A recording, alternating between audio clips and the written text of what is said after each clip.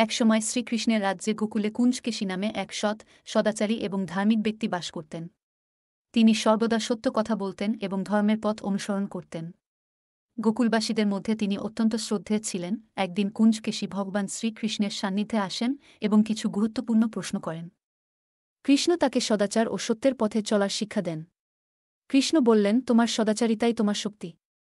তবে সত্য ও ন্যায়ের পথে আরও গভীর দৃষ্টি ও সাধনা প্রয়োজন। এ পথে চললে তোমার জীবন হবে আলোকিত এবং সবার জন্য উদাহরণ। কৃষ্ণের উপদেশে কুঞ্জকেশী আরও দৃঢ়প্রতিজ্ঞ হন এবং নিজের জীবনকে উন্নত করতে শুরু করেন।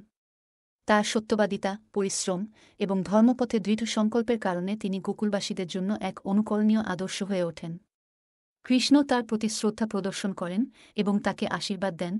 শ্রীকৃষ্ণের শিক্ষা ও আশীর্বাদের মাধ্যমে কুঞ্জকেশীর জীবন আরও আলোকিত হয়। তিনি গোকুলে সত্য ও ন্যায়ের এক জীবন্ত উদাহরণ হয়ে ওঠেন এবং তার চরিত্র সবার জন্য অনুপ্রেরণা হয়ে থাকে।